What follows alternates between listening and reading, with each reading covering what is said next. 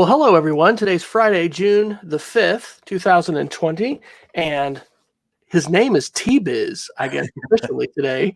But I'm here with my friend Brian, who we met last summer at the Summer Institute on Digital Literacy. I was a novice, just the first year. Brian was returning, and we actually were roommates in the same dorm suite of the college there in Rhode Island, where we were staying. And in the succeeding weeks and months, we've been exchanging a lot of tweets, back and forth.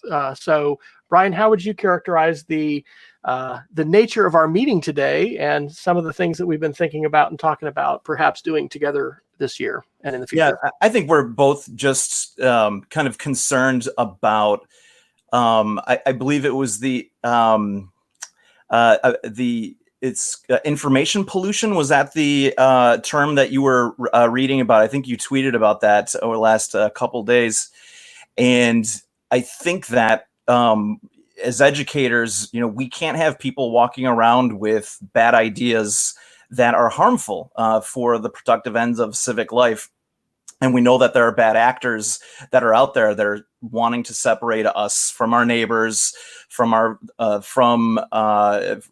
from so many different elements, and it's just not productive. And we have so many problems that we need to engage collectively with, and we just can't have this type of information in any way be compromising that. And I think one of the terms that I've I want to say it was Cory Doctorow. I think that's maybe I heard in one of his interviews talking about a topic like this, but I've heard this expression used over and over again. Is the balkanization of I can never say it right. Epistemology, right? So it's just like, we can't be siloing out our own version of truth when we have real things happen. You can't think that gravity has its own version of reality, right? I mean, there are just certain factors that are going to need our collective bandwidth of cognition and creativity to kind of get things done. So I think that's been kind of what's underpinning, both of our concerns to see what are the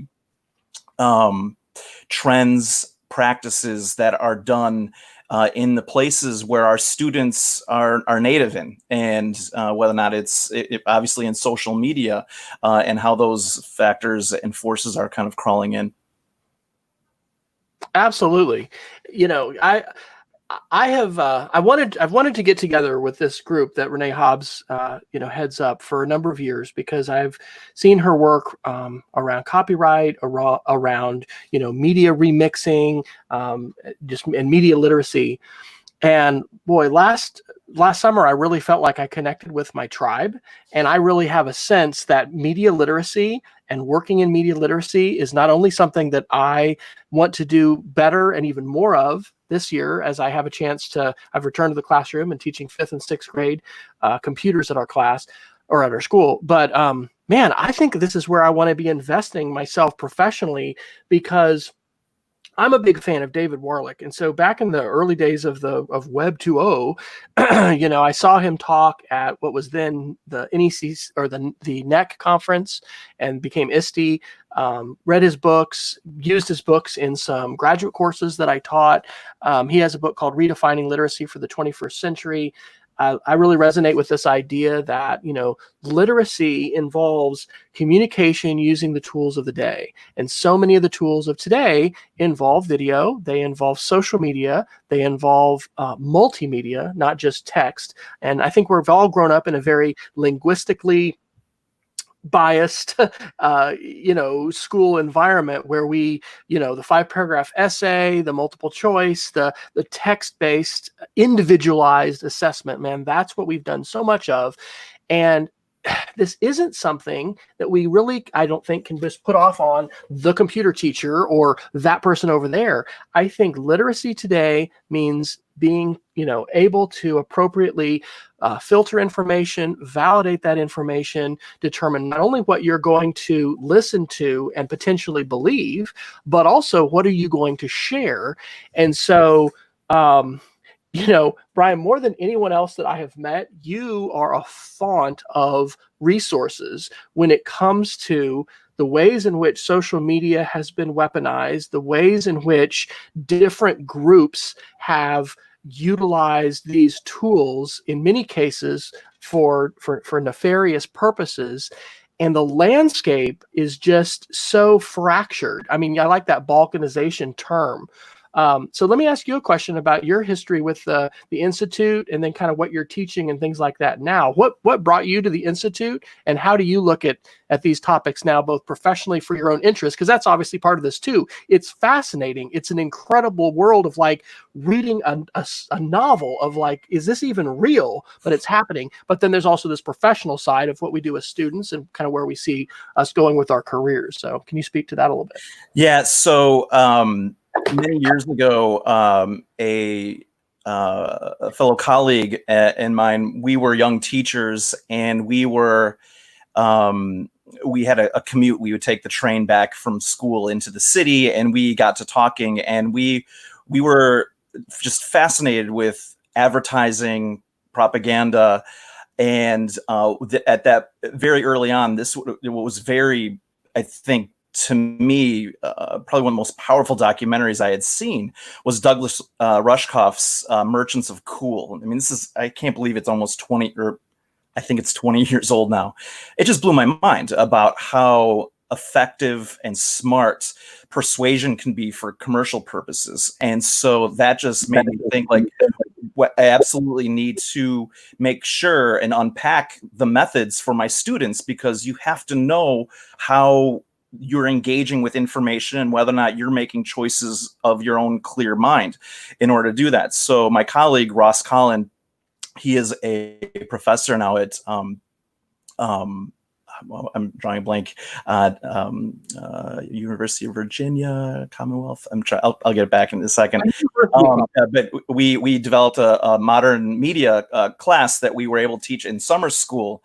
And a lot of the foundational tools of thinking critically about the political economy, the actual economy of mass media, persuasion techniques, all of that became the foundation of a class that I was able to teach for many years at West Chicago High School. And right now, it's in very good hands with my colleague, Dave Jennings, who is now teaching that class. And he's doing the same work with that. I'm teaching AP language right now. So, and how I got to the University of Rhode Island Digital Literacy Conference, it was just one of those.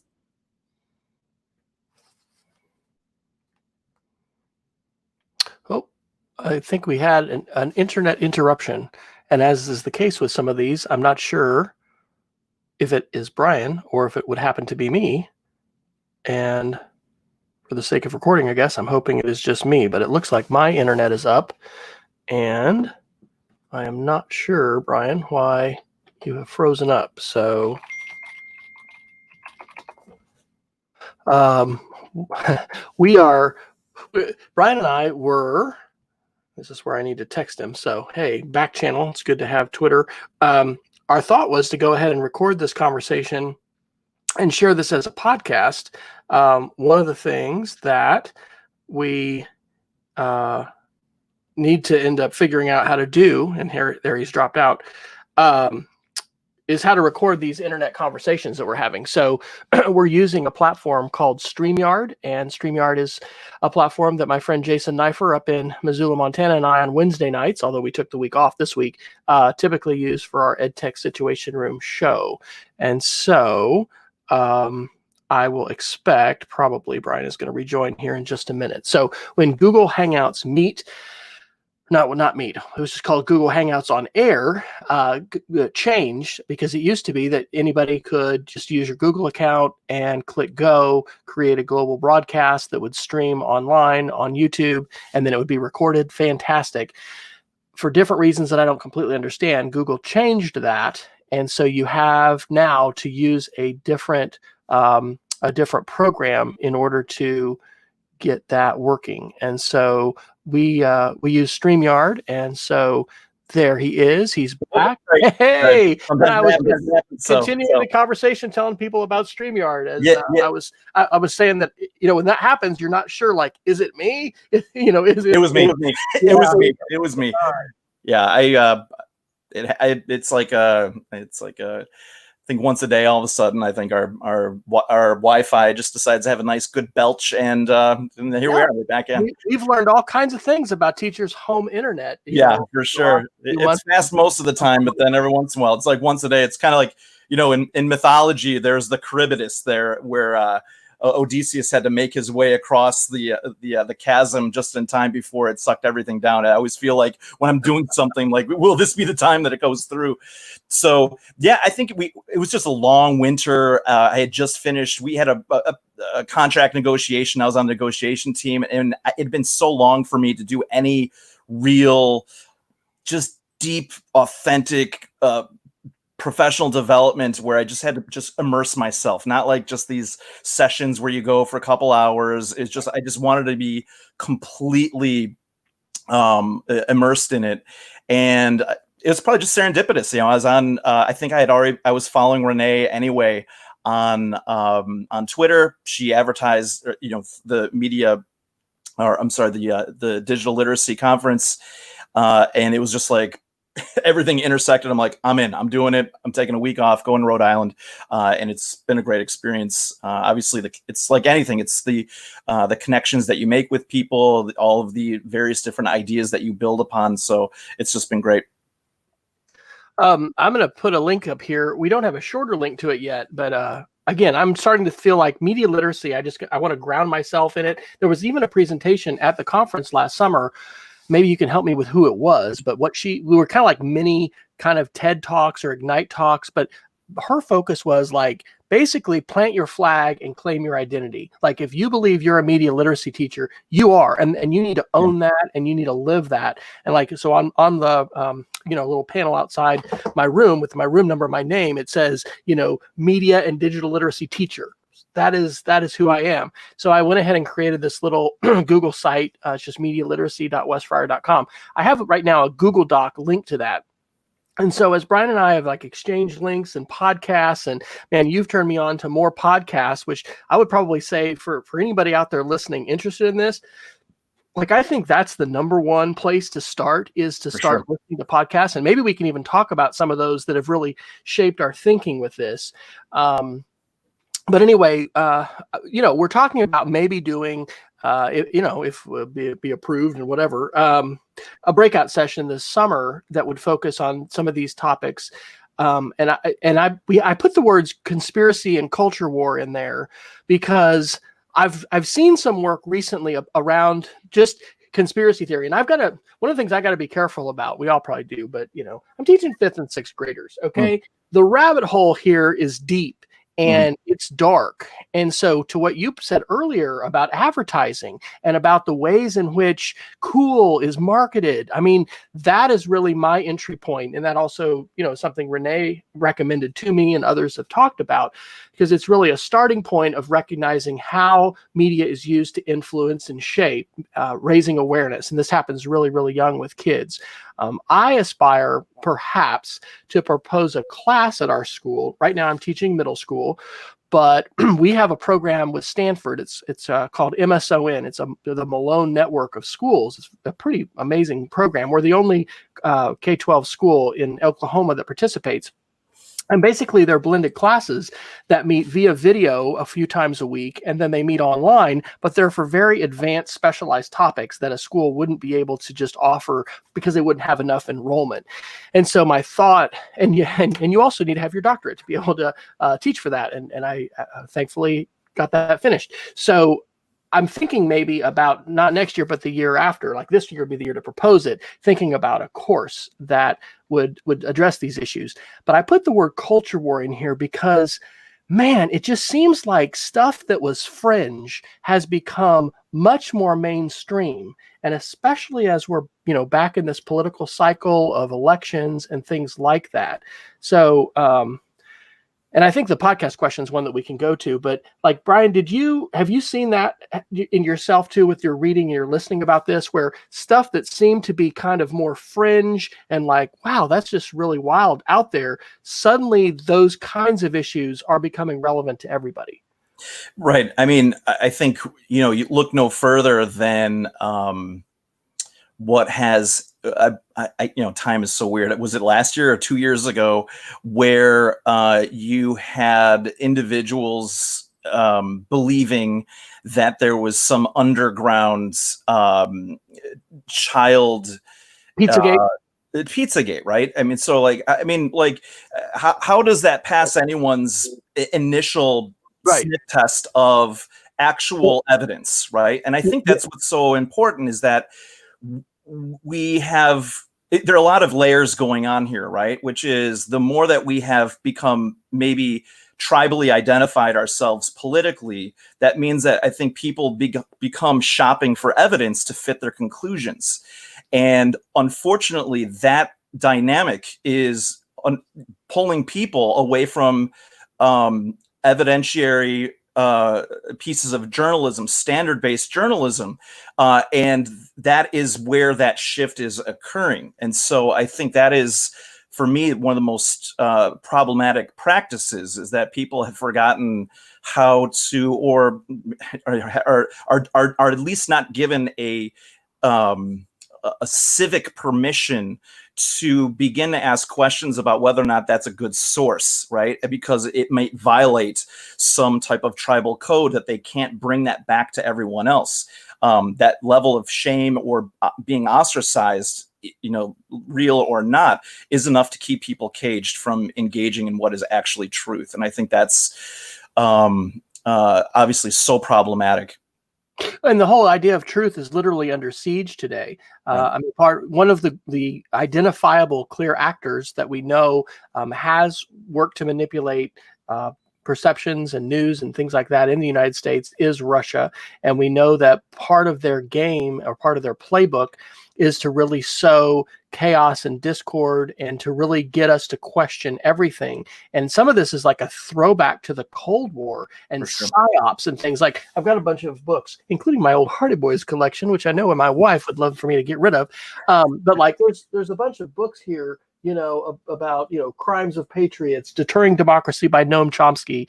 I had probably a pretty liberal set of books that I was reading for an academy graduate. But I was very interested in, and remain interested in, a lot of the ways that we could say, promulgated our national interests abroad as the United States of America, and the playbook of psychological operations and psychological warfare, and attempting to manipulate public perceptions. Like, these things are now playing out in dramatic ways. And Douglas Rushkoff, I have not seen that documentary you talked about. I'm familiar with him because of his book, Program or Be Programmed, which I read a number of years ago.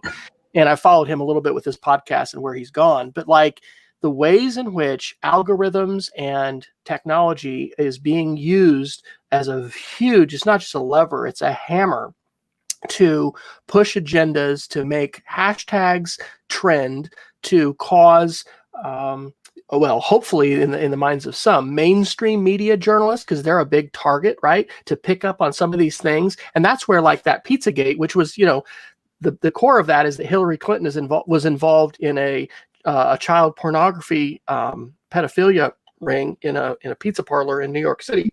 Crazy. Like, that came out of 4chan.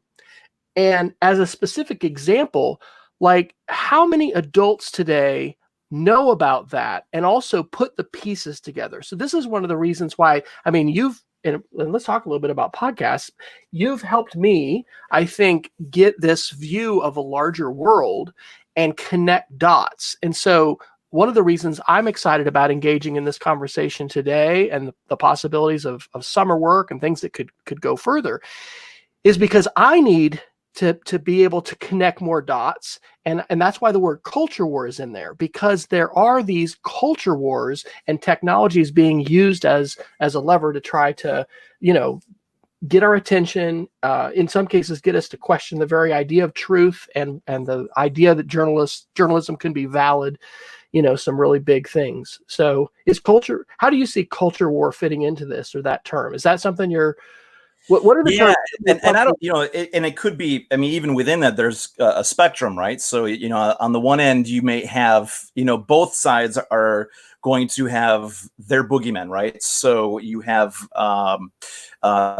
the threat of Antifa that's been imagined, and then you have like what now is Big Igloo, the guys that are running around with the guns and all of this, right?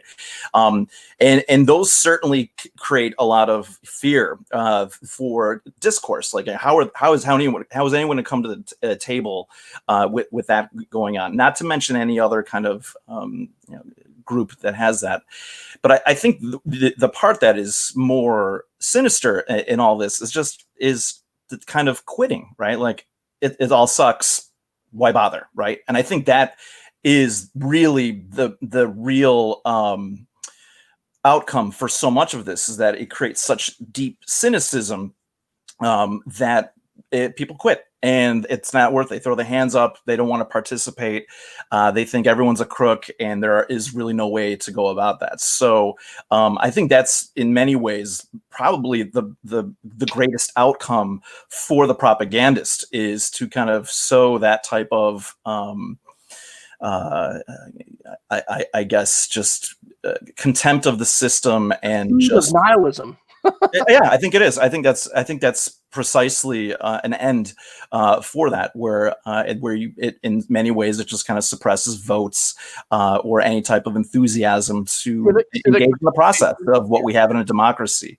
That's a win for the sides that would want to make us weaker, for sure, is to completely drain out our civic curiosities and needs as a citizen. Yeah. Well, let me also just say hello to everyone who is viewing us live. We actually have 6 live viewers right now. If you want to put in a comment, I should be able to see that. I know I can from YouTube. Normally I stream to a Facebook page instead of my profile. We haven't set up anything on Facebook about this. But if you want to chime in with a question for us, we would welcome that. I'm gonna try and share my screen here in a second, and I'm gonna go to this Google document, which you're welcome to link to. It is linked right now just from this website, medialiteracy.wesfryer.com, and I'm going to click on my share screen and see how this is going to work. And what I'm going to attempt to do. Oh, look at that! Isn't that amazing? This is the document that we've got, and basically, if you were to look at the direct message conversation between Brian and I since last July, we probably even scratched the surface of resources that have been shared there. A lot of those are podcasts, but we have in here a little bit about kind of an overview, but then some vocabulary terms. Only a couple podcasts, man. There's a whole bunch that we can fill in here, but some episodes, some different documentaries, some articles, some books.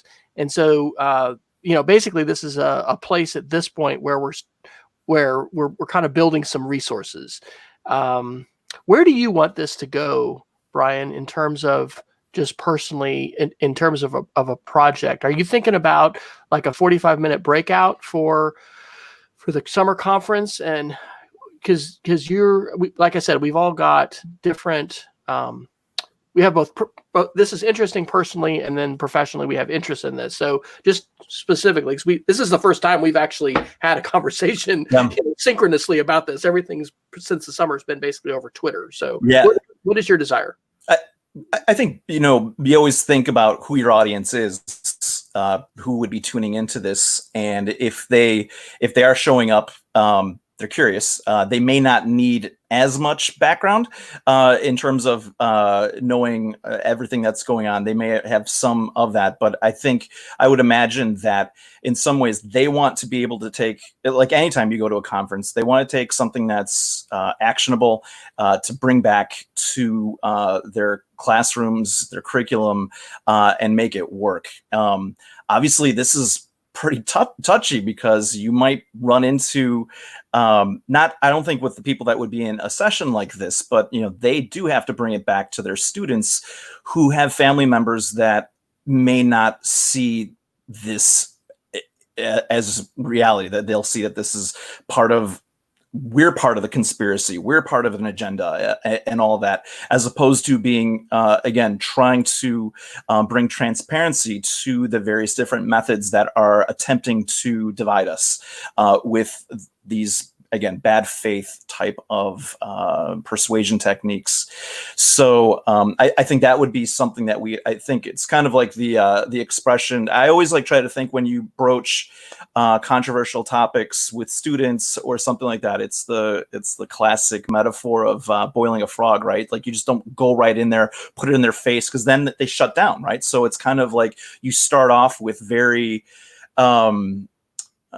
agreeable questions and inquiry until finally then you can then have various logical discussions about, does this make sense? Can we look at the evidence and make reasonable claims based off that? And do those reasonable claims align with what what your values are? And I think that's what I always kind of think about Venn diagrams, right? So like, there's like what are the intersecting things that most people have? I don't think that we're still that far off, so as much as we say culture wars and all that stuff, what's intersecting in a lot of that, if you approach it correctly, and you don't come in with your fists blazing. If you come in with a kind of a series of again, Socratic questions that align with shared values, I think it's easier to kind of bring people over rather than come in with guns blazing and say, that's trash, your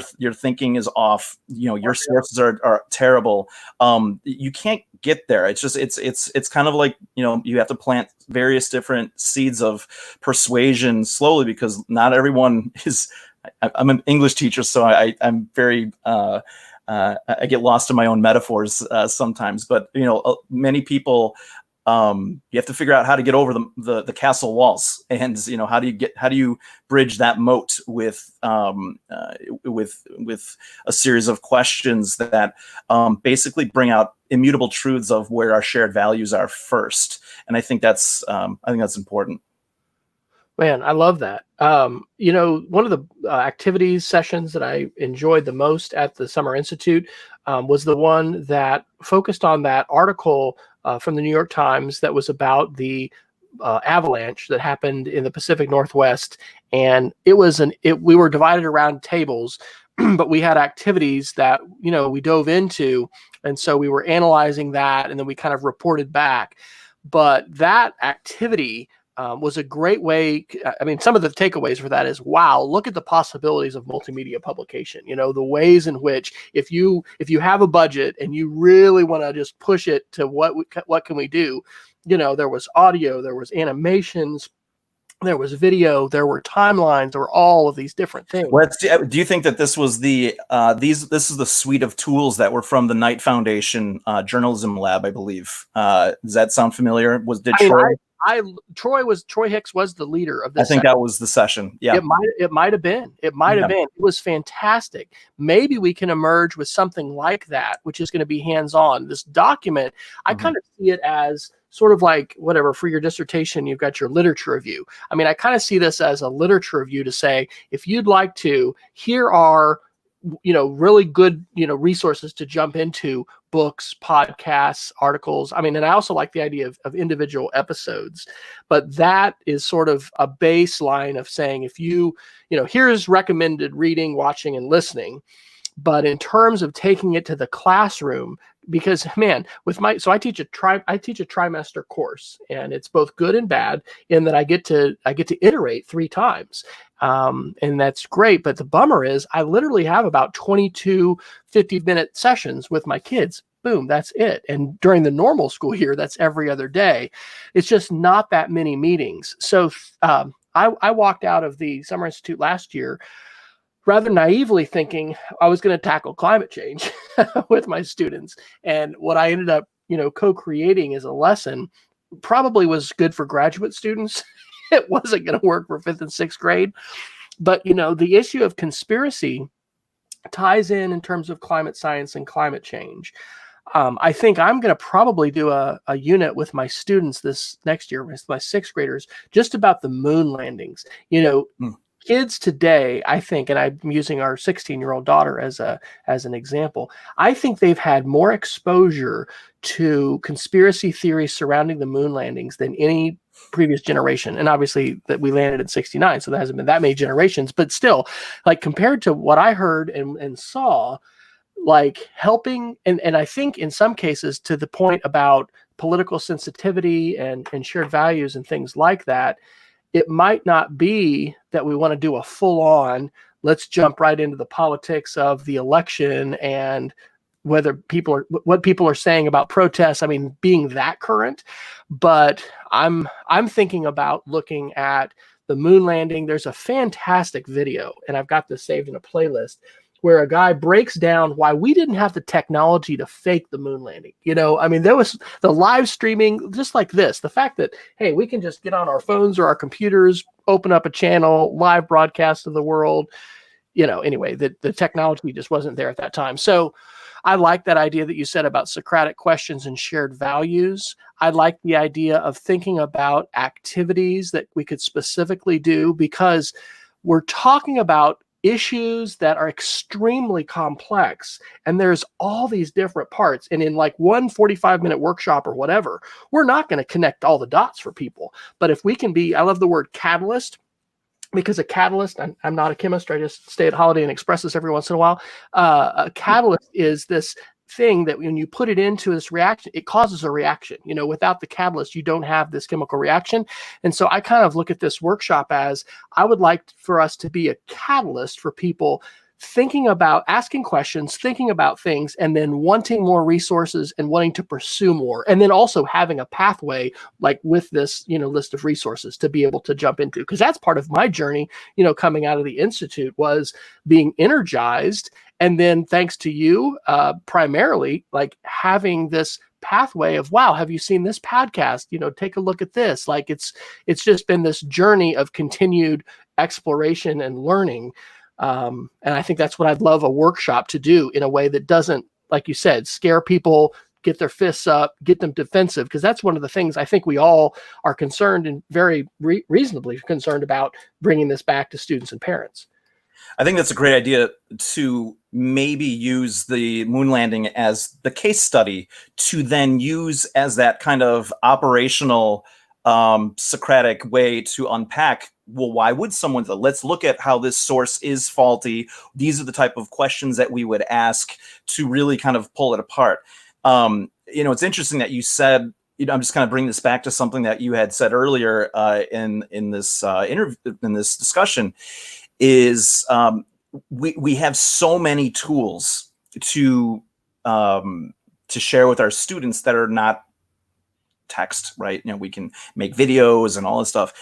It's ironic, because that's also the double-edged sword, because on the other side of that, it means that people can create content so quickly that is so shoddy and unsupported, but has the veneer of authenticity and expertise, that now we're having conversations about whether or not the moon landing happened, if the earth is flat, all of these other things, is because the shell of the medium of it already carries a sense of gravitas of being worthy of accepting it as fact, even though it's not. So this is why we saw so much being created when the pandemic video came out about a month ago, where it's like, look at everyone was so excited to think that they brought back and they had uncovered this incredible conspiracy, when it comes down to it, even with the most cursory of investigation, the pillar person involved in that documentary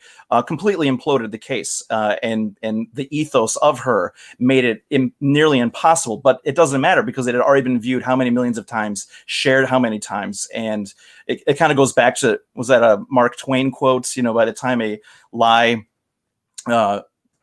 lie spreads halfway around the world, that's when truth is already putting its pants on. Or putting its shoes on. Sorry, the alarm went off. Okay, we'll get that Twain quote. We'll add it. We'll add it to the document. Yeah, for sure. I got a quick story about the pandemic, because so that happened a month ago, maybe. It was 3 or 4 weeks ago. It was like the week before we went to get our son, and he was supposed to graduate from. Well, he did. He actually graduated from college. In fact, he's in Houston, and he went to NASA today.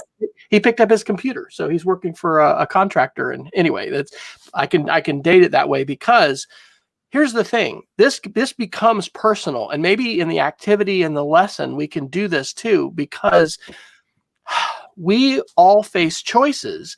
not only about what we're going to share, but are we going to confront? Are we going to correct? Are we going to engage with, have dialogue with folks that we may be connected to on Facebook? That's primarily where that's happened for me, and and I'm not sure. We've got a few live viewers here. Hello to whoever is out there. Unless people make a comment or something like that, I don't know who they are. There's a variety of folks from our church family back in Lubbock, Texas, where my wife and I moved. We moved up here to Oklahoma in 2006. We've got folks in our church family here. We've got school friends. But we've also got other people that are, professional connections. It's a huge, diverse group, which is wonderful. But it also becomes challenging in this heavily politicized time that we live in. I haven't read Ezra Klein's book, but his book about why we're polarized, I think, is on our list.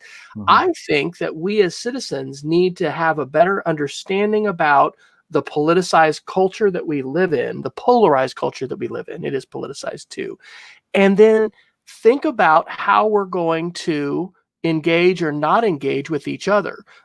Because, I unfortunately, I think, lost a friendship as a result of an interaction that I had about the pandemic video. And maybe... So there's all kinds of choices, right? I didn't have to say anything. I could have said something different.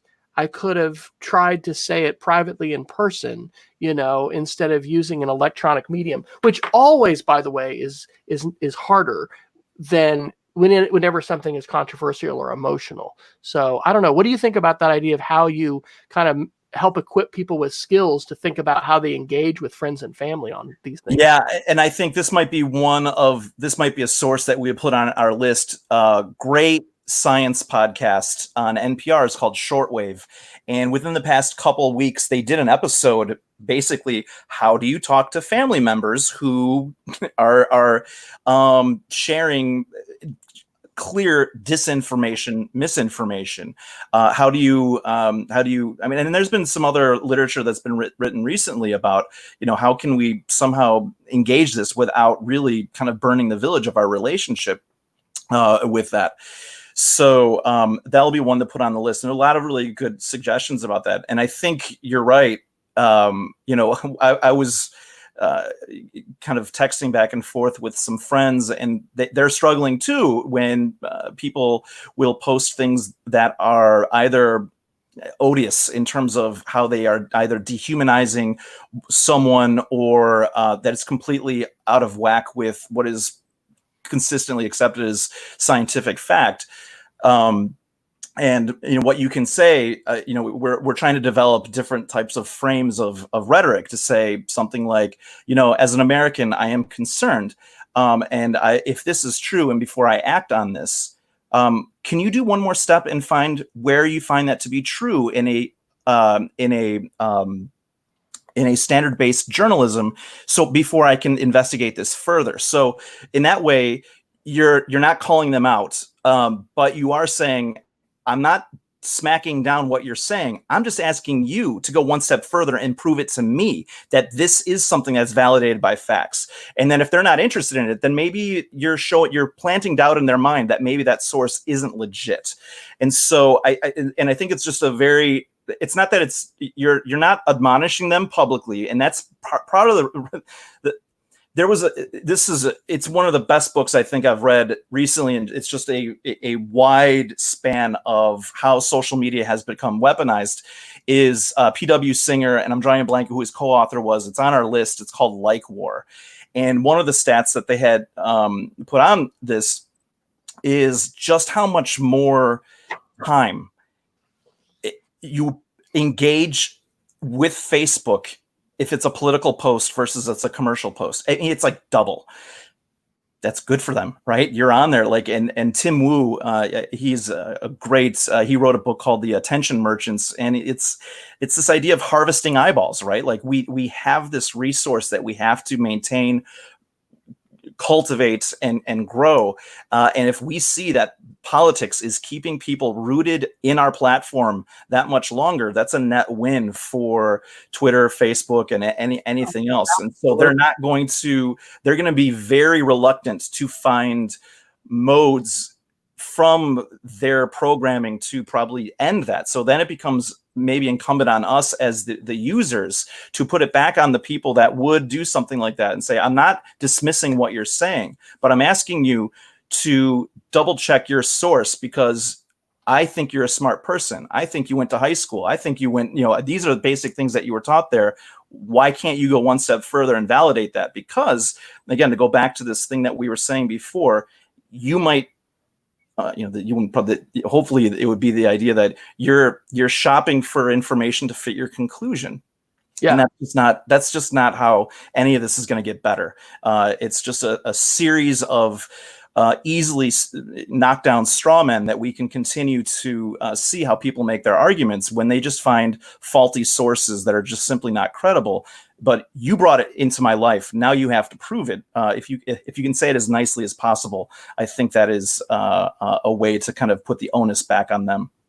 I think those ideas are great, and resources, again, to point people to, but because it's multi-level, but there's the level of classroom. How do we talk about this with students? How do we engage with this on a literacy level? This is about critical thinking too, right? This is about how do we decide what to believe? You mentioned balkanization. I like that term a lot. A fractured media environment.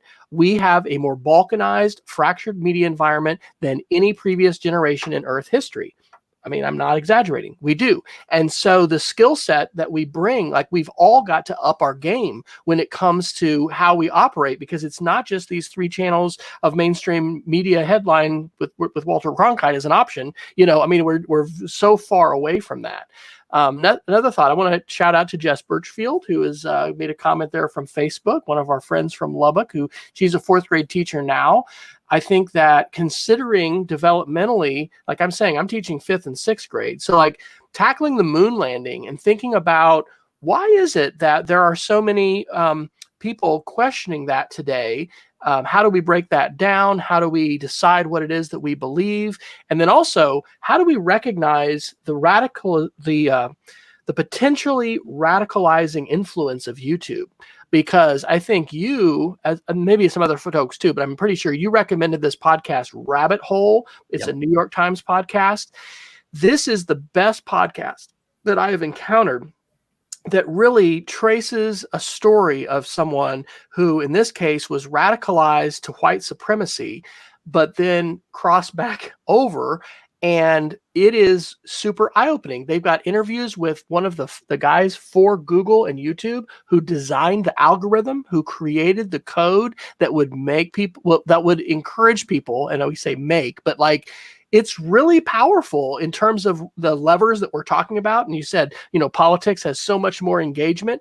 I'm going to try to share my screen real quick and do a shout out here to a great framework that I think is on our list and we want to let people know about. This is from Mike Caulfield, and this is called the SIFT, the 4 moves. Mike is part of the Digital Polarization Initiative. And so the first step of SIFT, stop, investigate the source, find better coverage, and then trace claims, quotes, and media to the original context.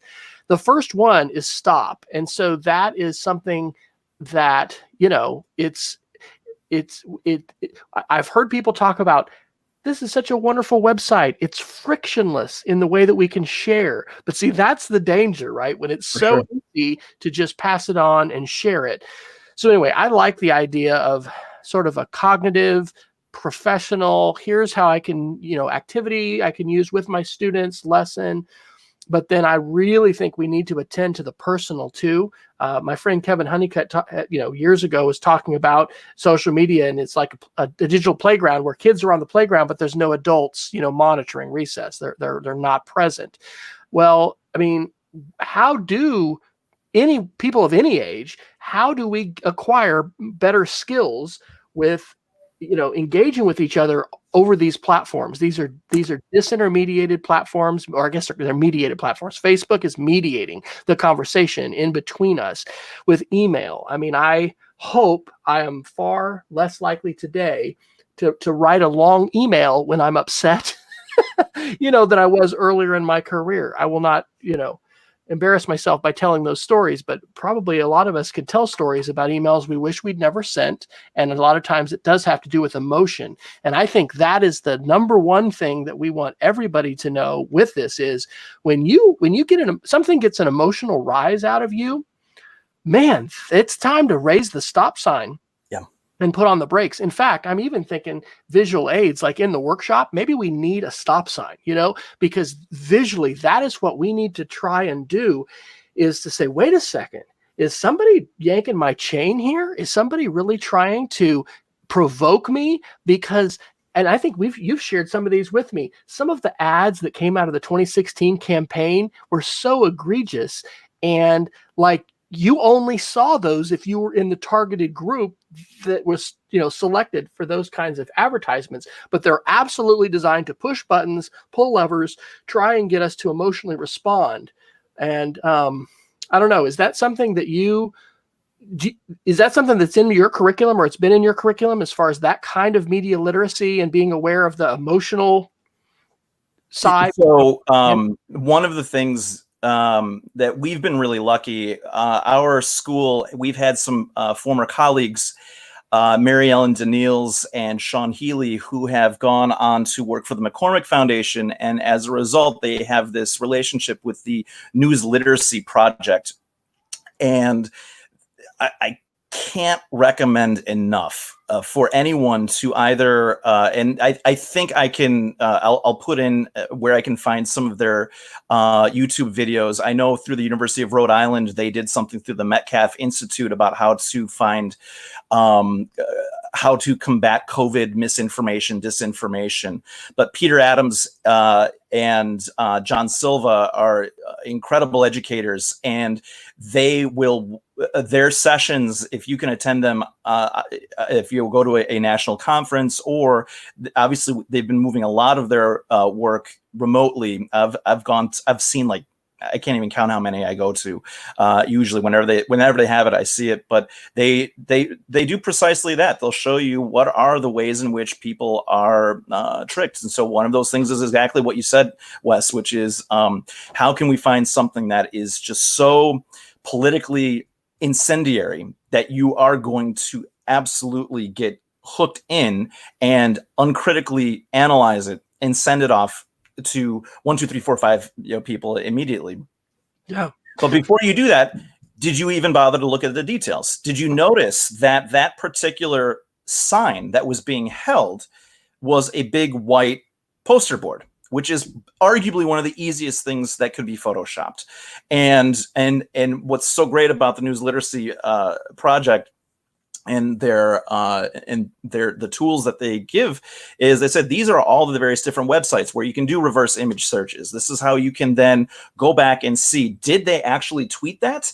And it's been, for me, and this is why I think I'm so personally engaged with this, you kind of feel like you're an investigator. Like you see something like you're that doesn't smell right. And I can tell you, like, at least once a day, I'll see something on Twitter and I'm like, no, I'm not so sure about that. And you can see if it was vetted or not, or there are all these various different tools, vetted, or vetted is the wrong word, whether or not it was authentic or not. And you can see very quickly to the extent that it was manipulated.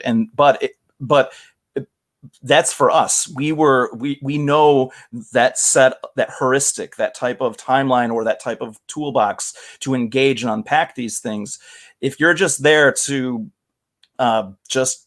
again, and the other part too is being mindful of the type of social fabric by which we are engaged in. I think this is one of my favorite quotes. I've just been dwelling on this. E.O. Wilson, he's a biologist, and he said, the problem with humanity is that we have Paleolithic brains, medieval institutions, and godlike technology. And I think when he first wrote this, the godlike technology, I think, was maybe in context to nuclear weaponry.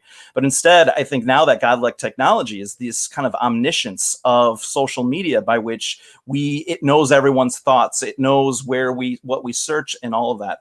So to kind of go back to why that's important, that Paleolithic part of that is that we're social animals, and we are validated by the social currency that we bring back to our tribe.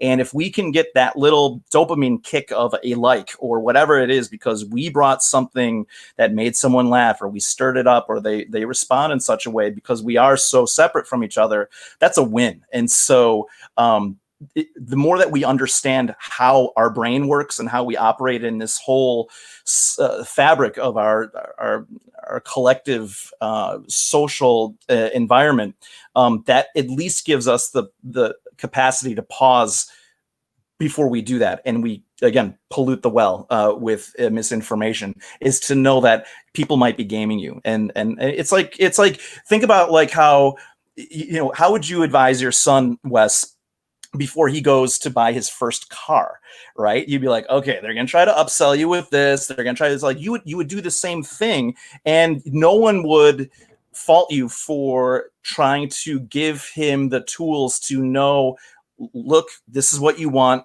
and be very clear with that. There should be no separation of that when we are engaging in social media, especially as we are trying to navigate what is truth. We should have that permission to ask those questions and not feel, but also understand why that was falling in our lap and how someone was trying to make us use the exigence of sharing that with someone else. And I think that's a really important thing, that people have to have that metacognition of what to do with it once it's in your lap, and and your choice of what you're going to do with that once that happens. Absolutely. Well, we've been going about 50 minutes, and I think we'll go about 10 more due to my own tardiness. We started a little bit after the top of the hour. For those of you that may have joined a little late, I want to let everyone know this link, which will also be shared below in Facebook and on YouTube, right now has a link to a Google document that Brian and I have been working on. But this is medialiteracy.wesfryer.com.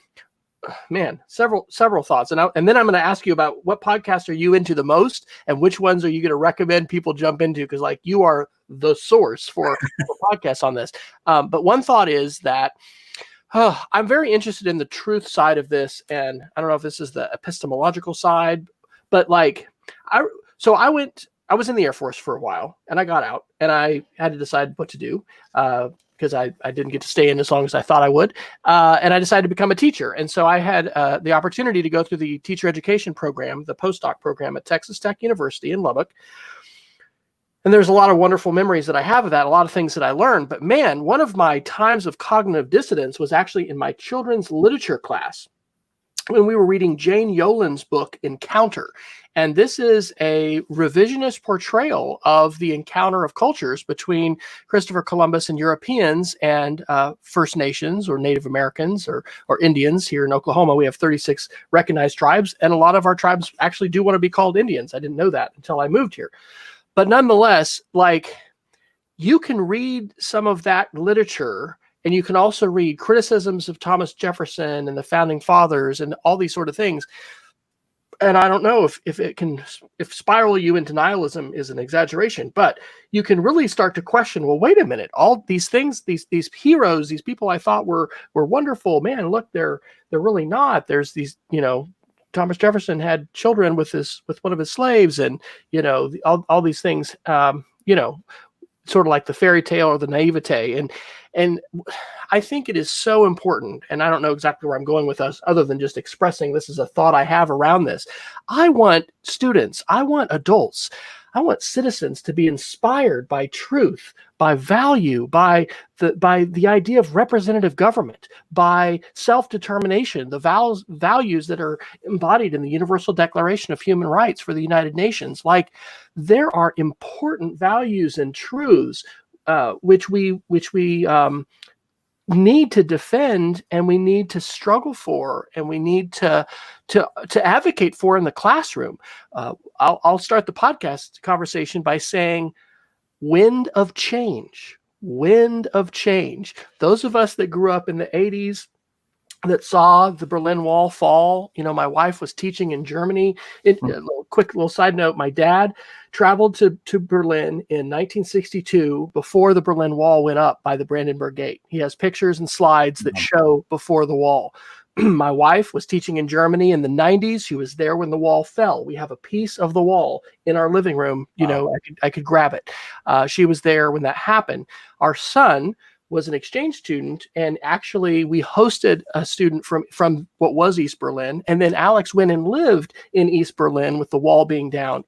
Wind of Change was like the ballad of the end of the Cold War, and this podcast is talking about the idea that the rock band that wrote it, the Scorpions, actually that it was written with help from the CIA, and it was part of a very effective campaign of I think infusing hope and dreams and vision of a better tomorrow, in so many different people's lives. And so anyway, I'm really interested in if I'm saying this right, the epistemological side of this, the idea that there is truth and the idea that there are values that we should hold dear, and that what we don't want is to all become nihilists. And that is a risk of all this disinformation, information pollution, etc. So let me toss it to you, sir. Any thoughts on that? And then where should people start with some podcast listening if they're going to the font of Brian Turbaugh to get your recommendations today?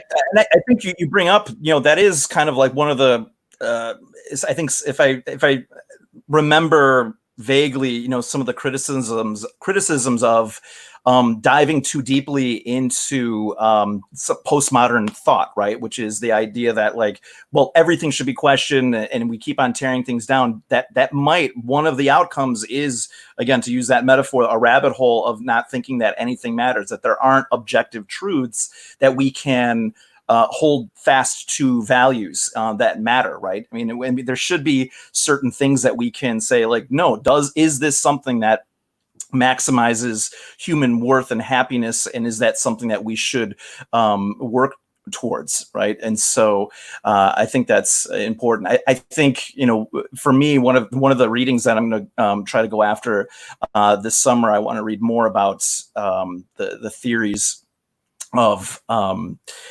John Rawls and the veil of ignorance and theories of justice and all that. And the idea of the veil of ignorance is, I think, one of the most interesting thought experiments that you can go through from a kind of a political standpoint, which is, if I were to summarize something like this, which is, if you truly do believe that we live in a society that is fair and equitable, then you would be willing to take this bet that tomorrow morning you could wake up and you could be not you, but you could be anyone else. Now, do you feel so strongly walking down the street if you are now this person from ethnicity Y and gender X or whatever that may be? Are you still sure that society is designed in a way that's going to make your life unencumbered by unnecessary constraints?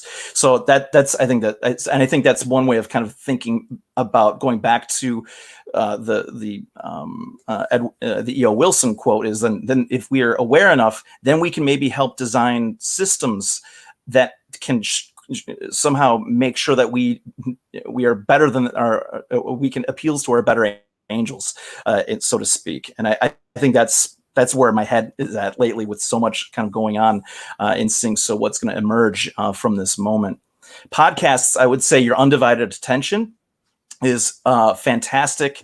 That is one that, for me, I think they're not every week. Sometimes they might be bi-weekly, or maybe I think they had one where they didn't have one for a month, but I think that is consistently one that is exceptional in terms of sharing what is the landscape and the ethical challenges. But really what I like about your undivided attention, and I'm drawing a blank, who are it will be in the show notes for sure.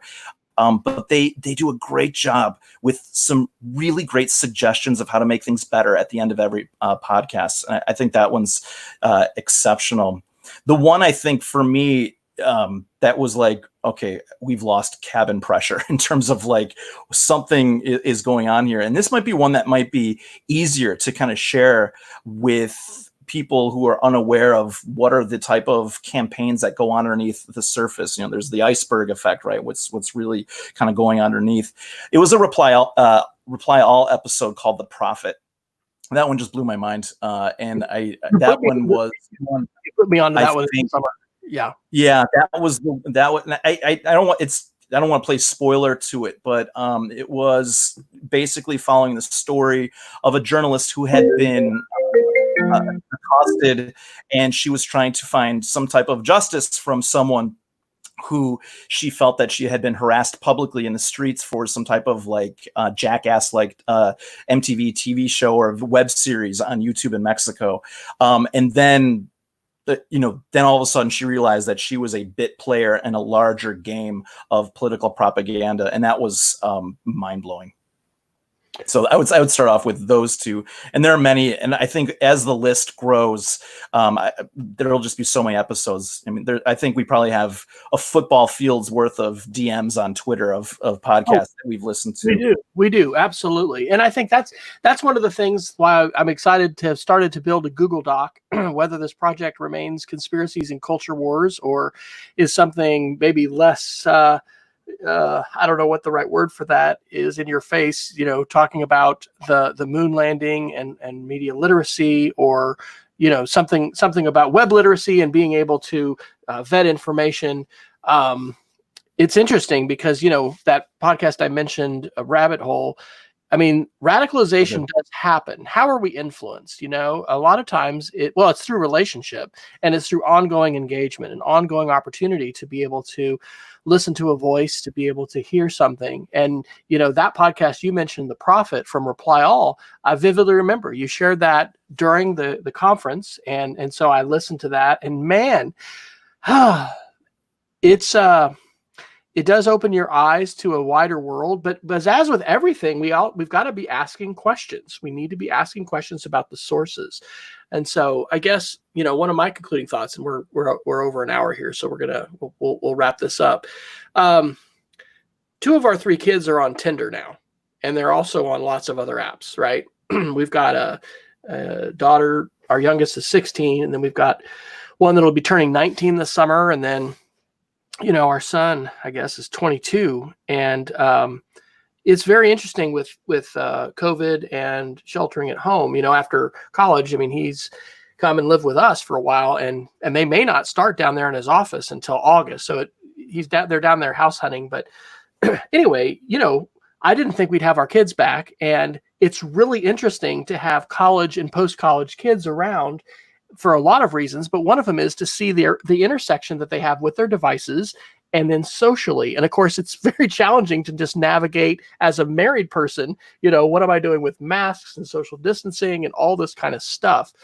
But anyway, I have really been thinking about how important it is. And one of the things that we're doing with our kids in our house and with the students that we teach, I mean, we are trying to equip them to make good choices in a very complex and messy world that is filled with, yes, screens and technologies, but with different voices and different perspectives.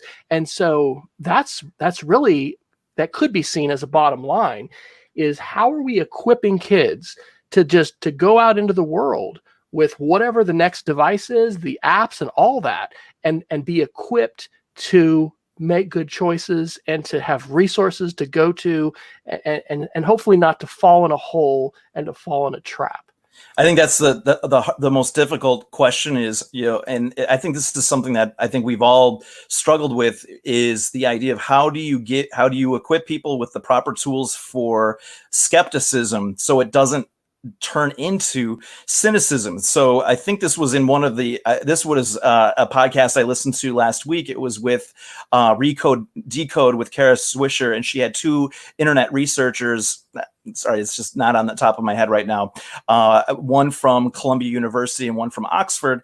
And they were talking about how, it's funny that you bring up Tinder, is that Tinder was being used by bots to basically influence people for one of the United Kingdom's prime minister votes, right? They created these bots and they said, hey, I kind of like you and you're kind of cute and blah, blah, blah. But they were adjacently.